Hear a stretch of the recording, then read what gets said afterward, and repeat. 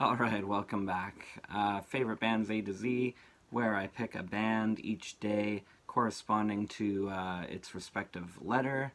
I pick my favorite, and then I pick my favorite release by that band, and then I pick a runner-up, and then my favorite from the runner-up. And this is M, of course, and oh man, this pretty much is a tie. I'm gonna just say that right off the bat. But after a little bit of deliberation and just recent listening trends, I went with Modest Mouse. And they only beat the runner-up band that I'm about to mention because they have more material. There's more stuff to listen to. But you can't really compare either bands. And like musically they're both rock bands at the heart of it, but you couldn't get much different, so you can't really compare them in quality or songwriting or musicianship that way.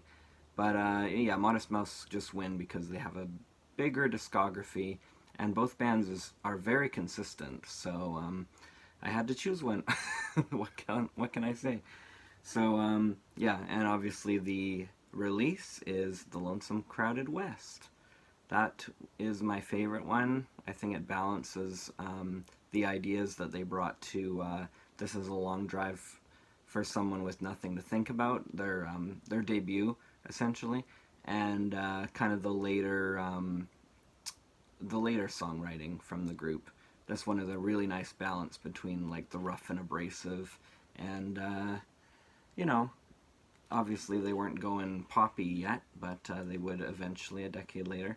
This record never stays together because it came like this. So weird. Anyway, but I love that record. It's a classic.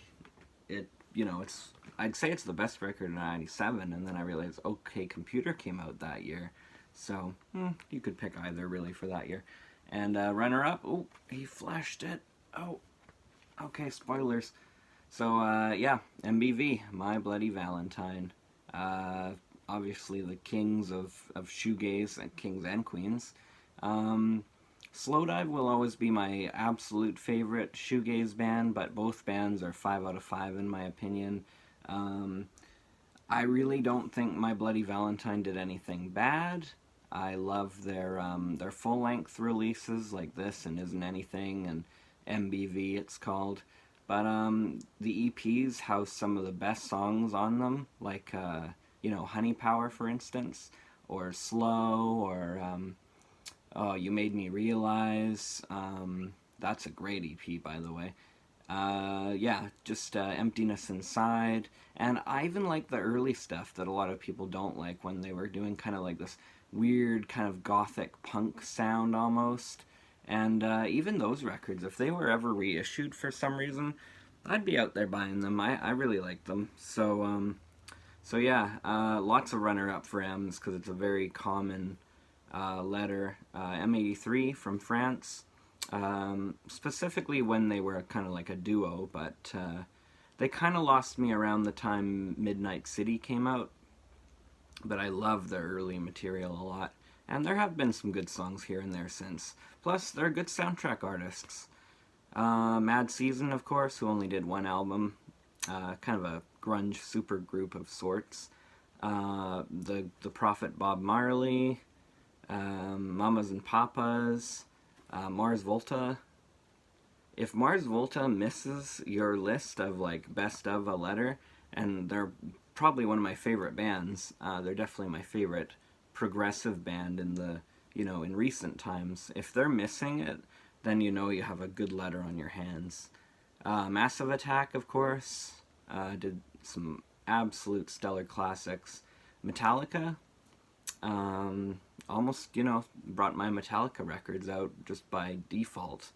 MF Doom, this is one of my favorite shirts, by the way, but it's not even an official shirt.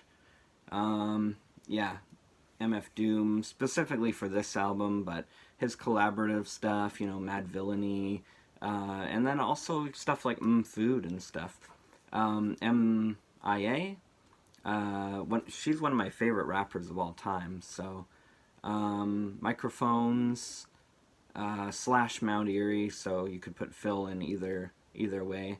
Midlake, who I have misinterpreted as Midlake, but Midlake is specifically the first two records, minus The Bear. That's some good, you know, math rock, but in a very poppy vein, very enjoyable.